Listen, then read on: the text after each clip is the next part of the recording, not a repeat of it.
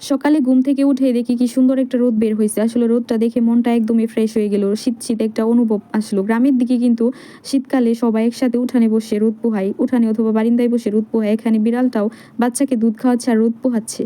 আসসালামু আলাইকুম এভরিওয়ান। আশা করি সবাই অনেক বেশি ভালো আছেন। আলহামদুলিল্লাহ আমি অনেক, অনেক বেশি ভালো আছি। আজকে আপনাদের সামনে আবারও চলে আসলাম ছোট্ট একটি ব্লগ নিয়ে। আশা করি আমার ভিডিওটি সম্পূর্ণ দেখবেন। ভালো লাগলে অবশ্যই একটি লাইক, কমেন্ট, শেয়ার করে আমার পাশে থাকবেন। আমিও কিন্তু আপনাদের পাশে সবসময় আছি, সবসময় থাকবো ইনশাআল্লাহ। যতদিন বেঁচে থাকবো আরকি। আমি তো বললামই, আমি তো অনেক বড়লোকস। তাই সকাল ১০টা বাজে ঘুম থেকে উঠে আমি কি খাবো এটাই খুঁজে পাই না। মানে সিম্পলভাবে খুব তাড়াতাড়ি যে খাবারটা খাওয়া যায়, করা যায় খুবই তাড়াতাড়ি ঝটপট সেই কাজটাই করে নিলাম। একটা রুটিকে সুন্দর করে তেলের মধ্যে ভেজে তারপর খেয়ে নিলাম দুধ চা করে।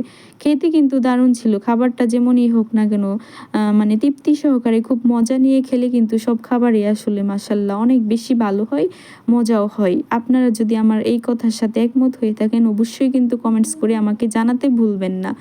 আর এই পর্যন্তই। সবাই ভালো থাকবেন, সুস্থ থাকবেন। আল্লাহ হাফেজ।